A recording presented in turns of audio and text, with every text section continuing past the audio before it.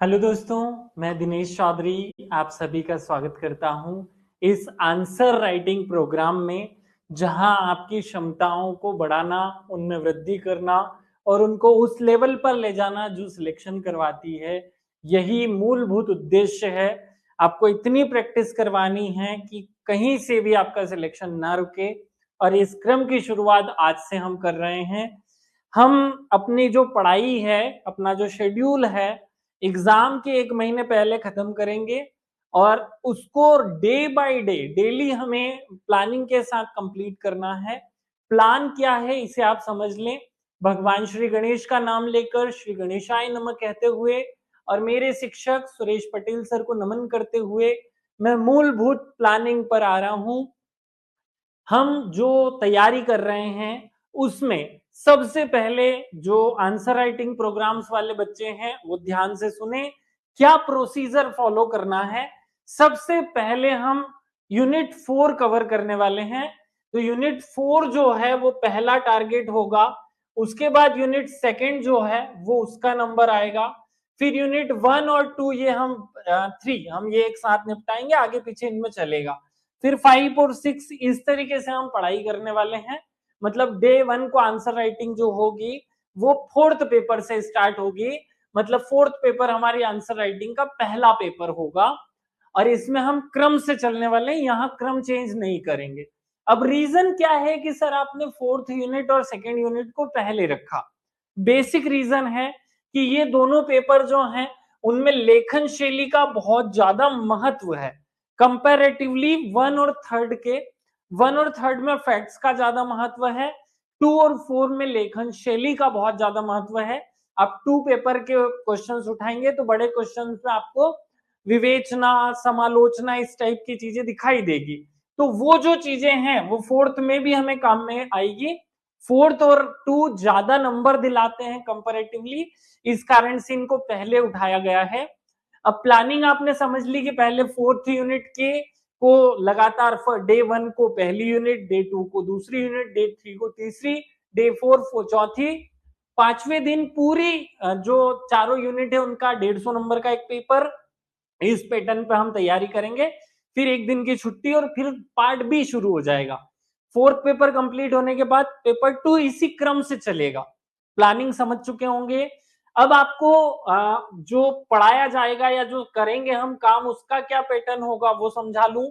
सबसे पहले एक दिन पूर्व, मतलब जैसे अगर कल 10 तारीख को हमें फोर्थ पेपर की पहली यूनिट का आंसर राइटिंग करना है, तो फोर्थ पेपर की यूनिट 1 का जो आंसर राइटिंग हम कल करेंगे उसके एक दिन पहले 12 घंटे 15 घंटे पहले मैं आप लोगों को ये समझाऊंगा कि ये जो यूनिट है इसे आप पढ़ेंगे कैसे, क्या पढ़ना है, कितना पढ़ना है, कहां से पढ़ना है, ये पहले ही मैं आपको समझाऊंगा। 12-14 घंटे की लगातार पढ़ाई करने, जैसे अगर आज 9 तारीख को रात को मैं आपको ये समझा रहा हूं तो कल शाम 5 बजे तक का आप लोगों को टारगेट है कि ये यूनिट पढ़ करके कंप्लीट करनी है। नोट्स बना लो, सिनॉप्सिस बना लो, मत बनाओ, जैसे करना है वैसे करो, इसको पढ़कर कंप्लीट रहो। कल शाम को डॉट 5 बजे आपको 51 नंबर का इस यूनिट का 51 नंबर का एक टेस्ट जो है वो दे दिया जाएगा। ये जो 51 नंबर का टेस्ट है उसे 2 घंटे के अंदर, जनरली 1 घंटे का टाइम होता है, हम मान रहे हैं कि थोड़ा बहुत आगे पीछे हर स्टूडेंट कुछ ना कुछ काम में लगा होगा, कहीं व्यस्त हो गया। 2 घंटे में आपको लिख करके टेलीग्राम पर पहुंचाना है। आपको कल शाम को 8 बजे सेम पैटर्न पे मेरी क्लास जो क्वेश्चन आपने लिखे हैं उनके वीडियो सॉल्यूशन और पीडीएफ, वीडियो में भी मैं बताऊंगा कि इस प्रश्न में क्या लिखना था, क्या लिखा, कैसा लिखा। सॉल्यूशन में भी मैं बताऊंगा। पीडीएफ में मैं खुद अपने हाथ से आपको आंसर राइटिंग लिख करके अपनी खुद की हैंड राइटिंग में आंसर लिख करके दूंगा। आपको ये भी सीखना है और कल रात को आपकी इस पेपर की कॉपियां चेक की जाएंगी क्रमबद्ध तरीके से और कल से ही आपको दूसरे पेपर की पढ़ाई शुरू कर देनी है। बड़ा सिंपल पैटर्न है, आप लोगों के दिमाग में सेट हो गया होगा। आज क्योंकि डे 1 है तो फोर्थ पेपर की यूनिट 1 जो है उस पर कैसी हमें समझ विकसित करनी है, कहां से प्रश्न आएंगे, क्या पढ़ना है क्या नहीं पढ़ना है, ये आपके दिमाग में सेट करने के लिए मैं तैयार हूं। तो चलिए शुरू करते हैं। पहले पेपर, फोर्थ पेपर की पहली यूनिट को कैसे पढ़ें, इस विषय पर बात। अगर मैं इसको अच्छे से पढ़ूं इस यूनिट को, तो यहाँ षट दर्शन में 6 बातों को पढ़ना, 6 टॉपिक हैं। 3 प्राचीन कालीन साहित्यकार दिए हैं यूरोपीय, फिर भारत के प्राचीन कालीन के जो साहित्यकार हैं उसमें आपको 5 नाम देखने को मिलेंगे, तो 6 + 3 + 5। फिर ये मध्यकालीन जो विचारधारा वाले कवि हैं उनके नाम हैं, तो आपको 4 नाम यहाँ दिखने को मिलेंगे। ऐसे टोटल मिला लिया जाए तो लगभग 23 जो लोग हैं उनके नाम हमें दिए हैं। एक दिन में इन 23 लोगों को पढ़ पाना बहुत मुश्किल है, लेकिन अगर आप स्ट्रेटेजी के साथ पढ़ेंगे, अगर समझदारी के साथ पढ़ेंगे, तो ये पूरी तरह कंप्लीट हो जाएगा। अब आपको समझना है कि करना क्या है। बहुत बेसिक सी बात है। इसमें से कुछ लोग कवि हैं और लगभग सभी लोगों ने बुक की या किताबों की रचना की है, तो क्यों ना मेरे पास एक कॉपी हो और उसका एक पेज हो जहां पर मैं उनके द्वारा लिखी गई किताबों के नाम लिख लूं और थोड़ी बहुत मात्रा में एक एक लाइन में ये इशारा दे दूं कि उस बुक में क्या लिखा हुआ है। क्योंकि आजकल एग्जाम का जो पैटर्न है वो 2 मार्क्स में जो पूछने का पैटर्न है, वो क्या पूछता है 2 मार्क्स में, ये समझो आप। एग्जाम पास करनी है तो ये पैटर्न फॉलो करो। कैसे करना है? सबसे पहले आपने जैसे भीमराव अंबेडकर साहब लिख दिया, यहां लिख दिया अंबेडकर साहब, तो नाम लिखा और उनकी जो 3 किताबें, 2 किताबें आपके सामने हैं, जैसे बौद्ध धर्म एक किताब है उनकी, एक किताब उनकी प्रॉब्लम ऑफ रूपी है, तो आपने ये यहाँ लिख दी और 3 किताबें हैं उनकी, उनको एक एक लाइन में आप डिस्क्राइब करके एक ही पेज में ये पूरा आगे और पीछे दोनों तरफ साइड में करके पूरा कंप्लीट हो जाए और इसे मैं रट लू। बहुत शांति से समझो, मैं इसे रट लू। ये अगर आपने कर लिया तो एग्जाम में जो क्वेश्चंस आएंगे, इस यूनिट से 3 क्वेश्चन आएंगे 2 नंबर के हमारी फाइनल एग्जाम में, उन 3 में से जो फैक्चुअल गलत होने की संभावना होगी वो आधी कम हो जाएगी, अभी आधी और बची है। दूसरी चीज जो है यहां से 2 नंबर में क्या पूछी जा सकती है, ये आप पैटर्न समझ गए हैं मैं क्या कहना चाह रहा हूं। जैसे मान लीजिए कि यहां हमने कबीर लिखा, तो कबीर की 3 किताबें हमने, बीजक के नाम से उनकी किताबों का संग्रह है, फिर शबद रमेनी, ऐसे आपने उसकी डिफाइन कर दिए, 3 पार्ट्स कर दिए। या जैसे आप भरथरी लिख रहे हैं तो भरथरी में आपने लिख दिया नीति शतक, श्रृंगार शतक और वैराग्य शतक, ये उनकी 3 किताबें हैं। तो ये भी पूछा जा सकता है एग्जामिनर द्वारा कि भाई भरथरी की रचनाएं लिखो, तो आपको चुपचाप ये तीनों के नाम लिख कर आने हैं। ये पूछा जा सकता है अंबेडकर साहब की किताबें लिखो, हम इसकी एडवांस तैयारी भी कर लें। ये भी पूछा जा सकता है एग्जामिनर केवल नीति शतक लिख दे एग्जाम में। तो अब आप समझो कि अगर मान लीजिए उसने लिख दिया कि अंबेडकर साहब की एक रचना बताओ या अंबेडकर साहब की रचनाएं बताओ, तो आपको क्या करना है, 1 2 3 करके 3 किताबें लिखकर आ जानी है। अंबेडकर साहब की रचना पूछी या भरथरी की रचना पूछी, तो सेम पैटर्न पे कुछ और लिखना ही नहीं है, आपको केवल और केवल 3 रचनाओं के नाम लिखने हैं। और अगर आप एक लाइन में ये लिख पाए कि अंबेडकर साहब के बारे में कि आधुनिक भारत के मनु, ये कह दो, और प्रसिद्ध समाज सुधारक, इतना सा लिखने, अनेक रचनाएं की, जैसे 1 2 3, ये 3 बातों के अलावा, मतलब एक लाइन और उसके साथ 3 किताबों के नाम के अलावा आपको कुछ नहीं लिखना है।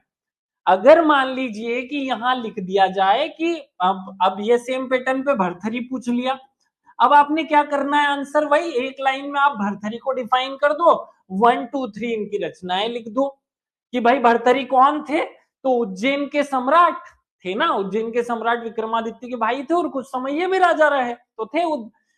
भरथरी के कौन थे, तो प्राचीन काल में कौन थे ये, फलाने, मतलब एक प्राचीन कालीन उज्जैन के सम्राट, ऐसे आप एक छोटे से शब्द से डिफाइन करके कॉमा लगाएंगे और साथ में आप अगर लिखना चाहें तो इनका एक उपनाम लिख दें, इनका एक कोई भी एक चीज, कोई भी एक विशेषता लिख दें, कुछ भी एक चीज लिखनी है। ये इस एक लाइन से ज्यादा होना नहीं चाहिए, गलत हो जाएगा नहीं तो, इससे ज्यादा नहीं लिखना है। फिर 3 रचनाएं आपने लिख दी, नीति शतक, श्रृंगार शतक और वैराग्य शतक। अब हो सकता है कि एग्जामिनर जो है वो थोड़ा एडवांस क्वेश्चन पूछ ले। वो एग्जाम में आपसे अंबेडकर साहब नहीं पूछ रहा है, वो आपसे भर्तृहरि नहीं पूछ रहा है, वो एग्जाम में आपसे नीति शतक पूछ ले। वो एग्जाम में 2 नंबर में हमसे पूछे नीति शतक। तो अब क्योंकि अभी मैंने आपको तैयारी करते टाइम बता दिया कि आप अपना जो टेबल बनाएंगे उसमें ये लिख देंगे कि ये बीजक में क्या लिखा हुआ है, नीति शतक में क्या लिखा है। तो एक लाइन में आप ये लिख दें कि भाई जो नीति शतक है उसमें राज्य के संचालन के नियमों का वर्णन है, इतनी सी, या व्यवहारिक नियमों का वर्णन है, इतना सा लिखना है। अब यहाँ तो अपना नोट्स तैयार हो गया। अब मान लीजिए 3 नंबर में नीति शतक पूछा, तो आपको जो 3 लाइनें लिखनी है उसमें पहली लाइन तो आ जाएगी भाई कि प्राचीन कालीन इतिहास का नीति शतक भर्तृहरि की प्रमुख रचना है, ये पहली लाइन हो गई। प्राचीन कालीन साहित्यकार भर्तृहरि की प्रमुख रचना है, इसमें, या विषय, यहां आप डाल दे हेडिंग विषय और राज्य संचालन के व्यवहारिक नियम। कितनी सरल बात है, बड़े आराम से आपको 2 में से 2 नंबर मिलेंगे। अब अगर इसकी एक आधी विशेषता आपको और याद है तो लिख दो, नहीं याद है तो भी चलेगा, तो भी चलेगा। सेम पैटर्न पे मान लो आपने उस एग्जामिनर ने आपसे द प्रॉब्लम ऑफ रूपी, प्रॉब्लम ऑफ रूपी, ये किताब का नाम पूछ लिया, तो हम पहली लाइन में लिखेंगे अंबेडकर साहब की प्रमुख रचना है, ये पहली लाइन हो गई। दूसरी, इसमें भारत में जो पैसे की समस्या थी, आर्थिक स्थिति का वर्णन किया गया है। और तीसरा, आप इसी पर लिख दो कि इसी की बिहाफ पर आरबीआई की स्थापना की गई। ये 3 बातें लिख दी, बात खत्म। आपका नोट्स ही इस तरीके से तैयार हो रहा है कि आपके 2 नंबर के ज्यादातर क्वेश्चन कवर हो जाएंगे। हमने अभी तक बात की, ये जो आपका सिलेबस है, ये जो 23 आपकी चीजें हैं, इनमें नोट्स कैसा तैयार होना चाहिए। 2 पन्ने का एक नोट्स आपने अभी तक तैयार किया जिसमें बहुत सारी बातें कवर हो गई। दूसरा पैटर्न, यहां बहुत सारे लोगों के सेंटेंस, स्टेटमेंट, कथन भी हैं, स्टेटमेंट भी हैं, कथन भी हैं। तो कथन वाले भी प्रश्न आजकल एग्जाम में ट्रेंड कर रहे हैं, वो पूछ सकता है। जैसे अगर मान लीजिए एग्जामिनर ने आपसे पूछ लिया, उठो जागो और तब तक मत रुको जब तक लक्ष्य की प्राप्ति ना हो जाए, किसका कथन है? 2 नंबर में प्रश्न है साहब। आपके पास शब्द सीमा तो है ही नहीं, आपके पास कुछ लिखने का है ही नहीं, तो अब आप क्या लिखोगे? तो भाई मान लीजिए कि एक स्टेटमेंट पूछ लिया, जैसे मान लीजिए उसने पूछ लिया अहम ब्रह्मास्मि किसका कथन है, या किस किताब से लिया गया है, किसकी रचना है, किसका कथन है, ऐसा कुछ। आपको 2 लाइन में बस ये लिखना है ना कि शंकराचार्य का है, या जैसे अभी मैंने उठो जागो वाला बोला तो स्वामी विवेकानंद का है, जो इस चीज की प्रेरणा देता है, बस इतना सा कहना है। या जैसे शंकराचार्य का कथन है जो कहता है कि आत्मा ही ब्रह्म है, या मतलब जीव में ही ब्रह्म है, या जीव ही ब्रह्म है, ये आपने बोल दिया। आपके दिमाग में 2 बातें छापनी है, बहुत इंपॉर्टेंट तरीके से एक छोटा सा पेज आपका नोट्स बनना चाहिए जिसमें आप शंकराचार्य, स्वामी विवेकानंद, इस सिलेबस में जितने लोग हैं उन सब के एक एक, 2-2, 4-4 जो मेन स्टेटमेंट्स हैं, जो प्रमुख प्रमुख कथन हैं, उनका हम नोट्स बना ले। तीसरे पार्ट पर चलते हैं, यहां से और क्या होना चाहिए। आपको इनमें से कुछ लोग ऐसे दिखेंगे जैसे रविंद्रनाथ टैगोर साहब, राजा राम मोहन राय, देवी अहिल्या। ये वाली लाइन जो ये नीचे वाला हिस्सा है, ऊपर वाले पे ये लागू नहीं होगा। नीचे वाले ये जो लोग हैं इन्होंने संस्थाएं भी बनाई हैं। सेम पैटर्न पे मान लीजिए आपसे पूछ लिया जाए, राजा राम मोहन राय ने एक संस्था बनाई थी आत्मीय सभा 1914, 1814 वाला, तो वो क्वेश्चन आ जाए। देवेंद्रनाथ टैगोर ने शांति निकेतन बनाया था। तो आपको कुछ नहीं करना है, एक टेबल, एक तीसरा पन्ने का नोट्स बनेगा आपका, और उसमें केवल संस्थाएं हेडिंग डाल करके संस्थाओं के नाम नोट कर लेने हैं।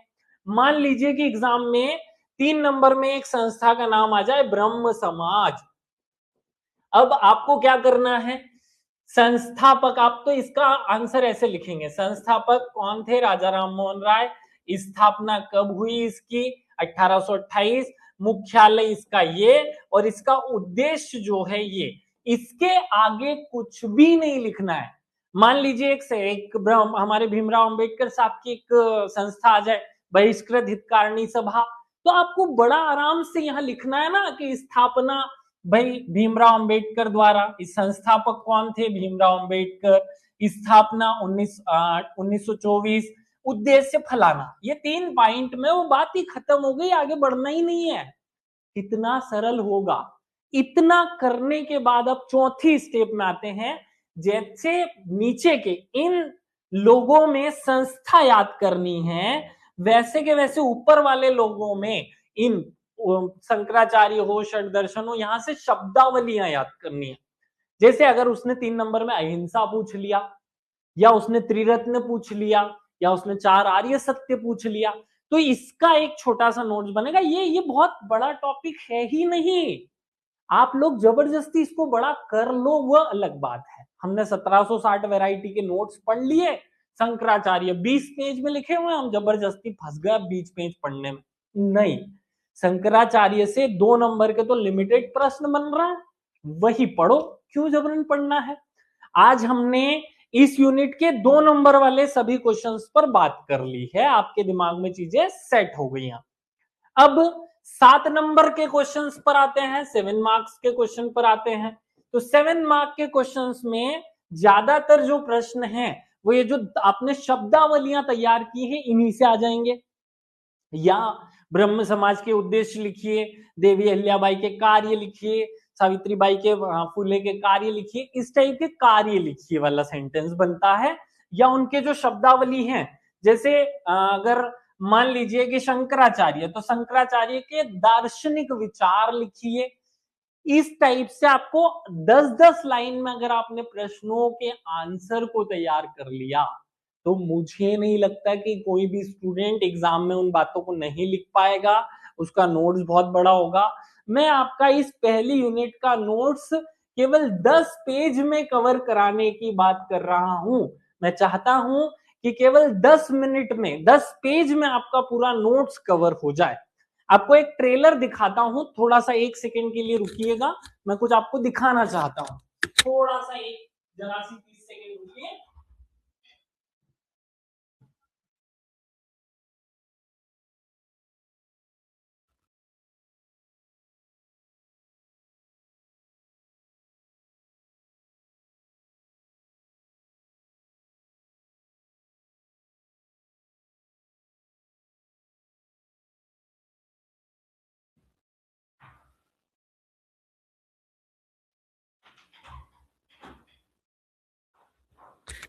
मैं जो बात आपको समझाना चाह रहा हूं, मैं आपके जीवन को सरल बनाने की कोशिश कर रहा हूं, उलझा करके आपको फंसाना नहीं चाहता इस पीएससी के माया जाल में।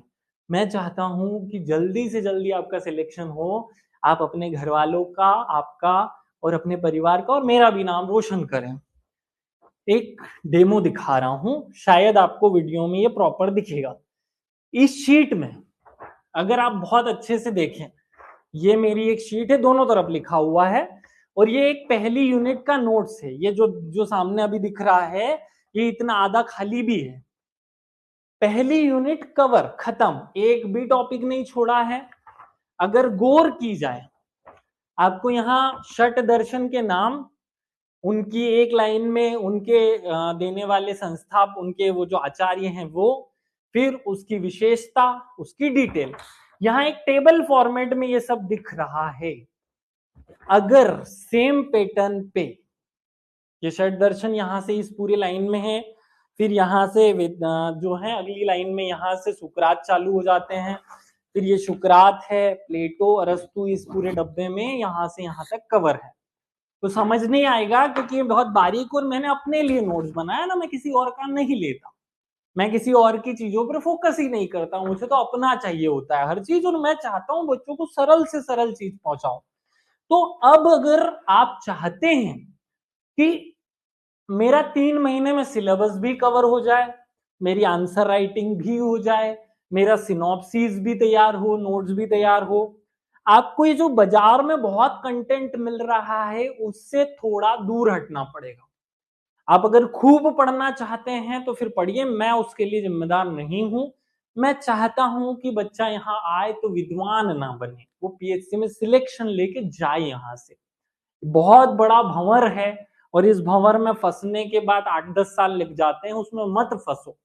बड़ी शांति से, बड़े धैर्य से जो समझाया जा रहा है, जो सिखाया जा रहा है, जो बताया जा रहा है, इतना तैयार कर लो। अब आते हैं 10। अब देखो 7 नंबर में मैं वो जो समझा रहा था, 7 नंबर में आपके पास 11 लाइनें रहेंगी लिखने के लिए। कितनी लाइन है? वैसे 10 ही है एग्जाम में, मैं तो 11 कह रहा हूं। आपके पास 10 लाइन है और मान लीजिए कि यहां पूछ लिया है आपसे वेदांत दर्शन। वे चलो एक थोड़ा सरल ले लेते हैं। शंकराचार्य का अद्वैतवाद पूछ लिया है। अद्वैतवाद। अब आपके पास में 10 लाइनें तो हैं, इसमें क्या ही लिख लोगे आप? बहुत सारा 10 लाइन इतना ही पढ़ के जाओ ना, 15 इतना पढ़ लो। क्यों भर भर के पढ़ना है? तो शंकराचार्य के अद्वैत के पहले यहां एक लाइन में मैं शंकराचार्य को डिफाइन कर दूंगा और फिर मैं 1 2 3 4 5 6 7 इन पॉइंट वाइज चीजों को अद्वैत, पहली लाइन में अद्वैत का अर्थ समझा दूंगा, शाब्दिक अर्थ। दूसरी लाइन में अद्वैत का भाव समझा दूंगा और तीसरी लाइन से अद्वैत में शंकराचार्य ने क्या क्या बोला उनके स्टेटमेंट के माध्यम से चीज को प्रेजेंट कर दूंगा। मेरा आंसर हो गया है। मैं क्यों ही उलझ रहा हूं खूब सारी बातों में?